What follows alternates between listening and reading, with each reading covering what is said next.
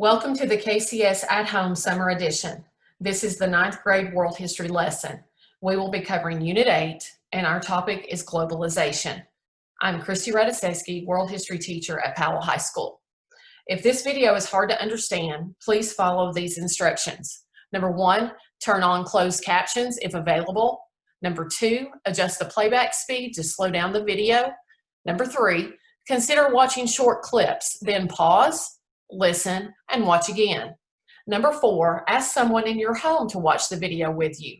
Stop frequently and talk to your partner about what you heard and understood. As I said, I am Christy Radoszewski, teacher at Powell High School. Also presenting for you today will be James Lee, Christy Jeffers, and Josh Wells, who are all world history teachers from Powell High School.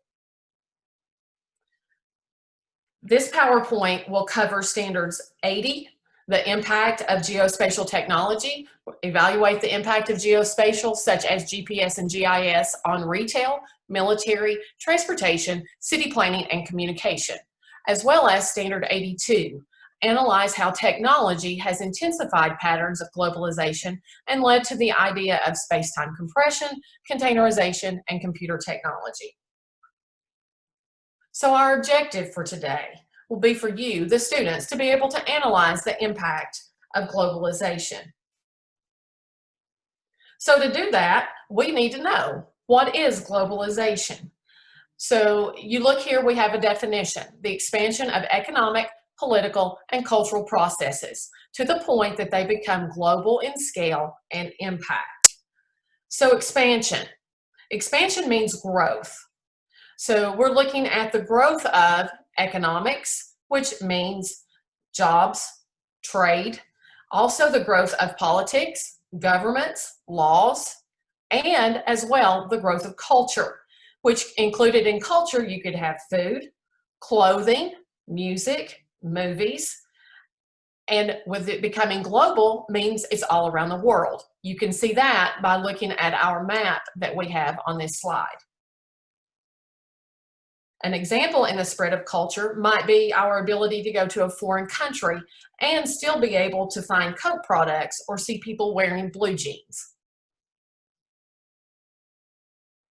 So what are the causes of globalization? How does this happen? Well, number 1, we have improvement in communication technologies. If you look on the slide, you see a cell phone. That's the way we can be connected around the world.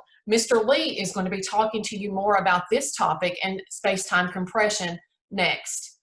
Then you see number 2, rise of transnational corporations. Look at the image with all of the brands on it. You see Google, you see Coke, you see McDonald's, you also see Starbucks. You've heard of a Starbucks on every corner. Those are examples for globalization. Ms. Jeffers will be explaining the economic impact of globalization later on. And then third, improvement in transportation technologies as represented by our airplane that we have here. Also included in our standards, GPS and GIS that Mr. Wells will discuss with you at the end. Now, before we start, what I would want you to do is to keep this question in mind. What are the positive and negative effects of globalization? Now, as you listen and complete the tasks that go with Unit 8, make sure you are thinking about how to answer this question. Mr. Lee? I am James Lee, world history teacher at Powell High School. As technology continues to improve, the amount of time it takes to travel or communicate with each other decreases. The physical distance between individuals usually remains the same, yet business is quickly conducted across the globe every day. How is this possible? Many new innovations have enabled us to decrease the impact of these vast distances between markets. If you remember from the Industrial Revolution, the telegraph first enabled humans to communicate over vast distances. From there, the telephone, and then finally the internet has increased connectivity across the globe. Travel has also become much more efficient. If you recall the Industrial Revolution once again, you will remember the invention of the steam engine. This allowed for innovations such as the steam locomotive and the steamship. From there, the modern-day automobile and airplane have allowed us to travel to any point on planet Earth very quickly. If you look at the question, how much faster can a person get from New York to Paris by plane in the 21st century and by boat in the 19th century? To answer this, you need to think about the different modes of travel. It would take months to cross the Atlantic Ocean 200 years ago, while today it takes only hours. Look at this funnel diagram. It demonstrates the power of space-time compression. The world seems much smaller today due to the increasing efficiency of travel. This has led to the rapid development of globalization in recent decades.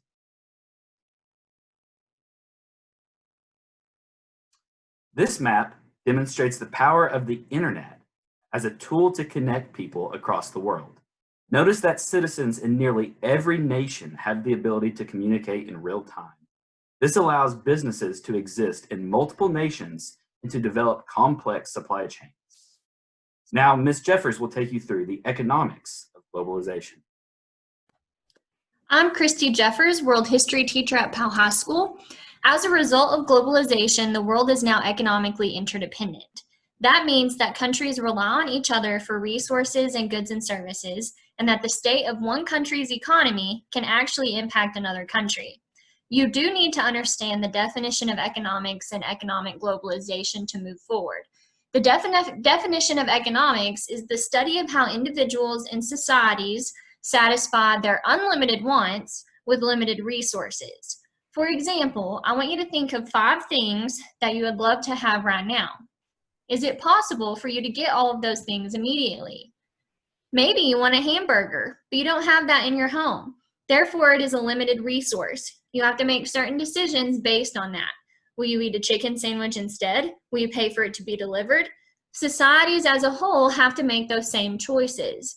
For example, will the United States produce all products in the United States or import, which means bring in from another country?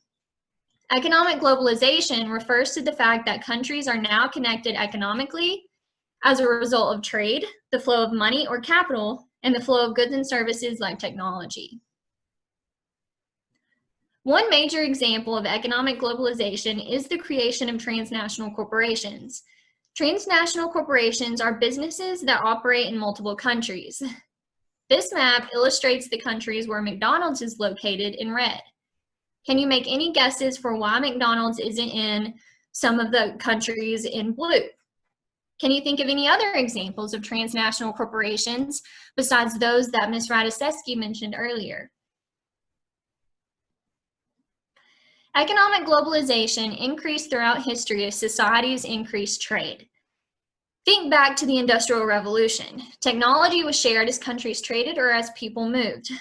Imperialism, which is the policy to extend power and influence in the world, allowed a country to trade in new markets, which increased production and increased jobs, and in return provided more stuff overall.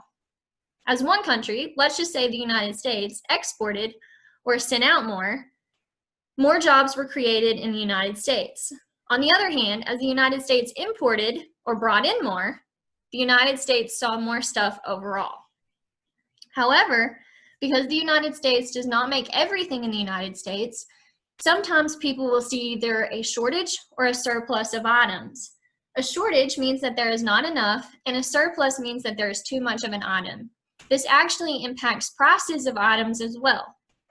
Typically, if the United States exports more, or if there is a shortage of a product, prices will go up. On the other hand, if the United States imports more, or if there is a surplus, prices will go down. Throughout history, trade organizations such as NAFTA or the EU have been created to regulate free trade between countries. An argument can be made that because countries are economically interdependent as a result of globalization, it threatens independence. For example, if you remember from previous units, there was an argument against imperialism in the 1800s and 1900s based on that idea. The world wars are also an example of how countries were forced into the war because of economic ties to another country. I know this infographic is a little hard to see, but it traces economic globalization throughout history. you do need to know what GDP means to analyze this infographic. GDP refers to gross domestic product, which is the measurement of all goods and services produced within a country's borders during a certain time period. As you can see, the types of exports have changed throughout history. Exports have shifted mostly from raw materials to now digital goods and services. Also, if you look at it, the leading countries have changed. The United States and China have emerged as economic powerhouses. So how is economic globalization relevant to you? You can find examples of globalization in your daily life. Try looking at the tag on your shirt. Where was it produced? Mine was produced in China. Look up who produces your favorite video game or video game system. Your phone was probably produced in China. What about your favorite food? The United States actually produced a lot of food for the world, but the US also imports things like seafood from China and vegetables from Mexico. Even gas prices increase or decrease depending on world trade. This infographic displays the trade of food between China and the United States. The United States exports items such as wheat and corn, but also imports items like apple juice. Overall, economic globalization means that countries are economically interconnected. As residents of the United States, we rely on other countries to both send us items and to buy items produced in the United States. Mr. Wells? Now we're going to take a look at two geospatial technologies, GPS and GIS. GPS is a satellite navigation system designed to provide accurate position, velocity, and time information. It was originally a military application, but became available for civilian use in 1980. We see civilian applications in fields like aviation, agriculture, surveying, and telecommunications, furthering globalization and space-time compression. It is an integral part of the modern global economy. A second geospatial technology is GIS, or Geographic Information System. It is a computer system that allows us to capture, store, manipulate, analyze, and display data overlaid on maps. GIS allows for data-driven city planning. So some examples are where to place fire and police stations, where to place businesses, factories, logistics facilities, where to build roads, place cell phone towers, where to build schools, define school zones, plan busing. To see this in action, you are going to complete a GIS Geoinquiry, and you're going to take a look at business planning within a US city. You will manipulate a GIS map giving information on business location, population, road networks, and more to get a hands-on feel for how GIS is used in the modern economy.